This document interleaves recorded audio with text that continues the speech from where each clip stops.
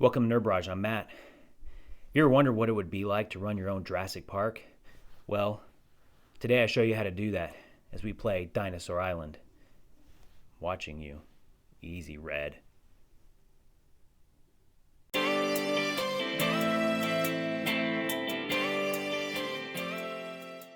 Dinosaur Island definitely isn't a new game. It was released in 2017 and has had several expansions since then.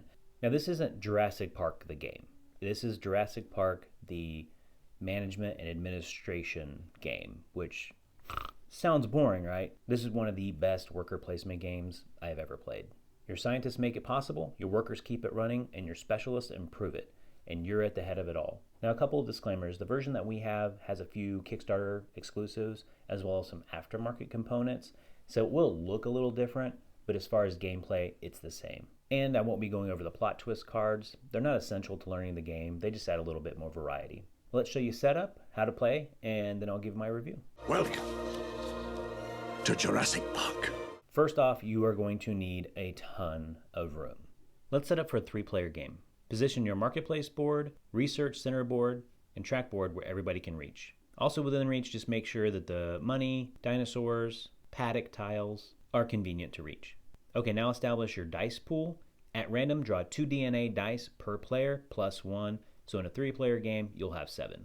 These are your future victims, I mean patrons. Put them in a bag and put it aside. Let's set up the market. Specialist cards go here. The attraction tiles go here. The regular lab upgrades go here.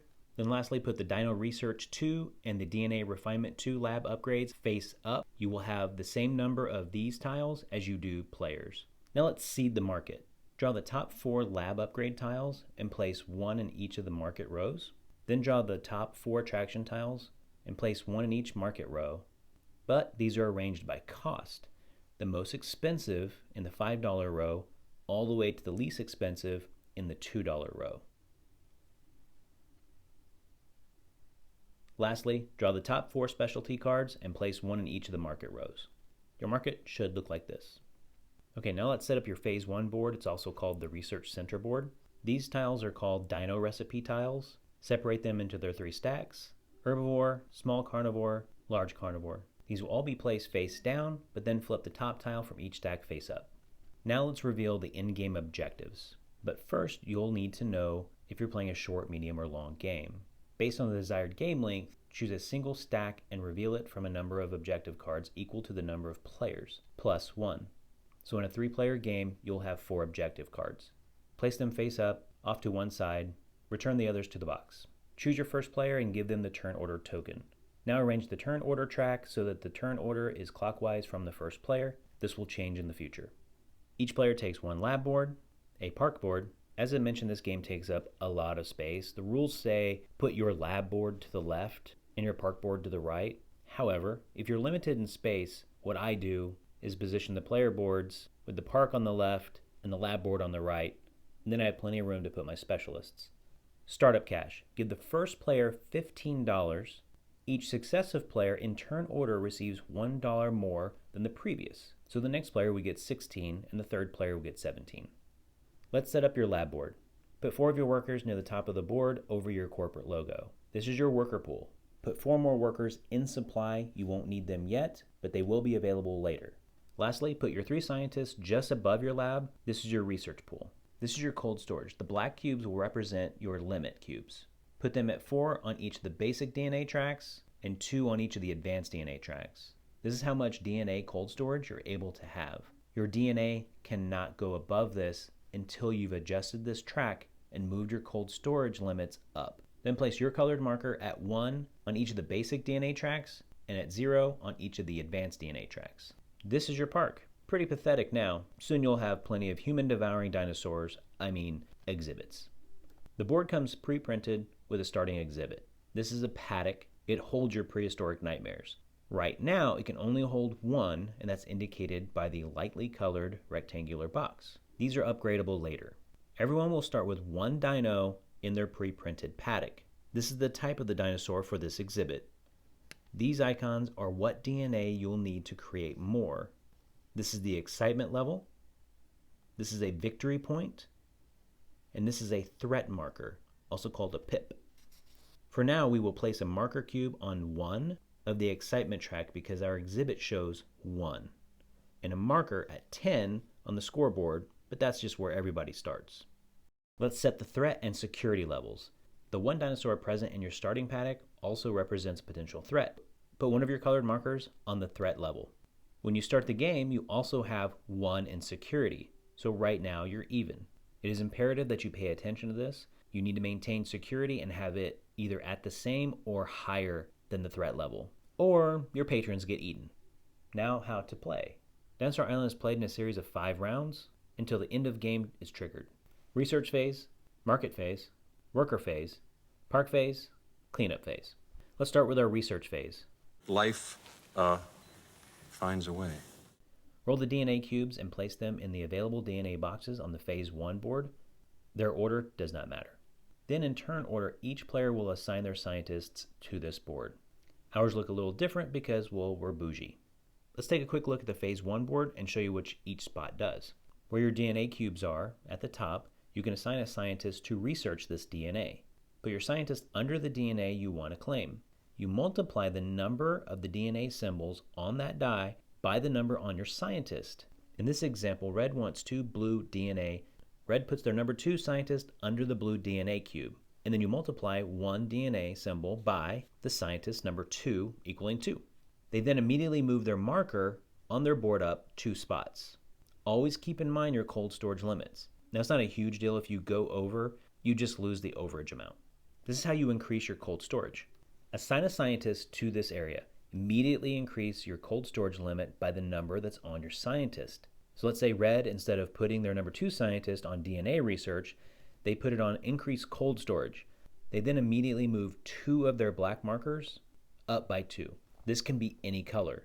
Move blue up 2, or move purple up 1 and yellow up 1. These are called dino recipes. The spot next to each stack is the number of the scientists you have to put there to acquire that recipe. So you would use your number 1 scientist for herbivore, you'd use your number 2 scientist for small carnivore, you'd use your 3 scientist for large carnivore. So you immediately place it in your park. You also have the option to pass. If you pass with a scientist, you then put that scientist into your worker pool and you can use them during the worker phase. After all players have had 3 turns, including your pass turns, evaluate the remaining DNA dice. Take the die with the most threat pips, 3 being the max, and move it to the holding area. That number will be added to all players' threat levels during the park phase. Spared no expense. You can purchase DNA, and to do so, just pay the money to the bank, and you gain the corresponding number of DNA. Once you've gained the DNA, discard any one item from the market row that corresponds to the amount of money you spent. It's a good way to block opponents that are looking for particular upgrades. You can buy a lab upgrade. You just pay the cost listed on the board in the row that it's in. You can immediately then place it on one of the 6 spaces on your lab. Build an attraction, and this can get kind of expensive. You add the dollar amount in that row that the attraction is in by the coin amount listed on the card, and that is the market price. That's what you'll have to spend to build that attraction in your park. When you buy one of these, you immediately place it in your park. Now you buy or hire specialists. The price of the specialist is the price of the row that they're in. Specialists really help your park. You immediately place them next to your lab board. If you ever have more than 3, you have to discard 1. Lastly, you can pass and take $2 from the bank. This happens simultaneously, not in any kind of turn order. Each player will assign all of their workers to different spots on their lab board. Each slot can only be activated once, except the slots labeled unlimited. If it has 2 workers or a ×2, it takes 2 workers to activate that spot again. This is DNA refinement.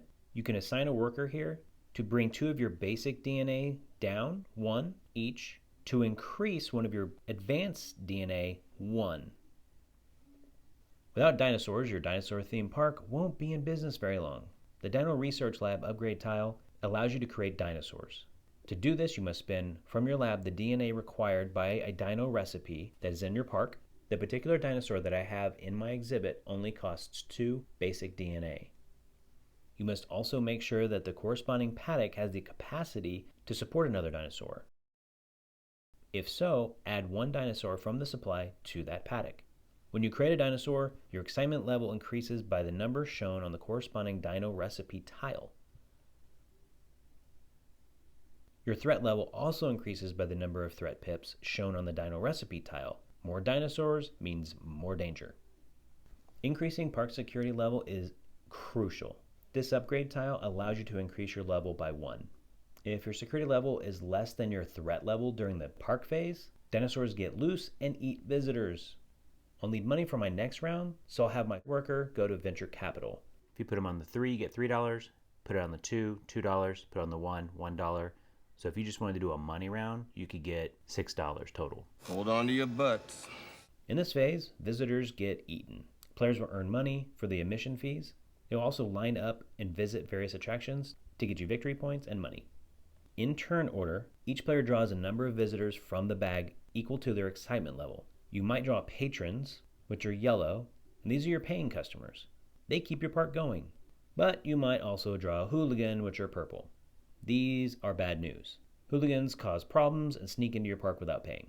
Also, once you've drawn all your allotted visitors, you place all of them at the entrance, and the hooligans go first. For all the paying customers, you get $1. You don't get any money for the hooligans. Place all drawn visitors on available attractions. Obviously, hooligans go first because they cut into line. You place all the visitors to your park in the available attractions and dinosaur exhibits, and hooligans go first and they take up spots in your park first, so you don't get credit for those either. Last step, did any dinosaurs get out and eat your guests? Check threat level with security level. If your security meets or exceeds the threat level, your guests are completely safe. If not, take the difference, in this case 1, and lose that number of victory points. Oh, and the hooligans, they get eaten last. Let's score your victory points for this turn. Players score 1 victory point for each surviving patron. You do not score for hooligans or for any visitors stuck in line at the entrance. Clever girl. During this phase, all preparations are made for the next round. Turn order is determined by current scores. The player who currently has the fewest victory points becomes the new first player. The player with the second fewest becomes the second player, and so on. Refresh the market. Slide all remaining items in the market upward so that the cheapest slots are filled. Next, fill any empty slots in the market from their corresponding stacks. This is how your attractions become cheaper. Any stack that doesn't have a dino recipe face up, go ahead and turn one up. Each player takes all of their workers and scientists and puts them back on their board. And remove all visitors from the boards and put them back in the bag. Objective cards. At any time, if a player fulfills the requirements of an objective card, they claim that card by putting one of their corporation tokens on the card. If other players fulfill the requirements for that objective card before the end of the current phase, they can also claim that objective. However, once the current phase has ended, that objective cannot be claimed by any other players. The end of the game is triggered when there is only one objective card left, unclaimed. Finish the current round, then proceed to the final scoring. The design of this game is absolutely fantastic, but first, can we take a moment and just bask in the brilliance of this amazing box art? Its eye-catching 80s color scheme, it's absolutely gorgeous. If you have room to display your game boxes, this is 100% a showcase piece. So let's go over some reasons why I really like this game and why I think you should add this worker placement game to your collection. I don't like worker placement games. Well read. I'm actually not a huge fan of meeple management either. So if you shy away from worker placement games, but you like Jurassic Park and the theme behind Jurassic Park, I think you should give this game a shot. I think the worker options are fun and put this game over the top. In regards to the physical game design, I love the player board, the lab board specifically, and the sunken cube areas that you can put your cubes in so they don't get jostled around and move around. I think the standout component in this game are the Amber DNA cubes. Thematically, they are so well done. In Jurassic Park, they extract the dino DNA from mosquitoes trapped in amber. In Dinosaur Island, your scientists are pulling DNA from amber-colored cubes. I think thematically, it's really, really well designed. These dice add to the game in a real way. It's not just set dressing. I really like the specialists. These men and women are crucial for the success of your, well, let's face it, accident waiting to happen murder park. The balance of this game is really good, and it gives everybody a chance to play how they like to play. And this game is going to keep you busy. With all the things that you have to look at and manage, you also have to pay attention to the objective cards, because those are some big points. And it triggers the end of the game. So you really have to pay attention to those. Turn order is necessary for any game. I really like the way Dinosaur Island does it. No one player is going to run away with it because the last player from the previous round goes first the next round. And I think this gives a really good balance to being able to buy things in the marketplace. Dinosaur Island gives you 3 game length options: short, medium, and long. In my opinion, short is too short. Medium is you just get the ball rolling and you're acquiring things for your park and then the game ends. So I think it's too short. And then the long game I think is perfect. You get a couple, maybe 3 rounds more than you would get in the medium game, and I think it rounds your park out, and you feel like you've been successful. This game has loads of replayability, and if you want to add more, you can always add in the plot twist cards or get one of the expansions. If you decide to add Dinosaur Island to your gaming library, please consider using the affiliate link in the description below. It throws us a few coins, but it doesn't cost you anything extra. And as always, thank you for watching. If you like us, don't forget to subscribe and share us with your nerdy friends.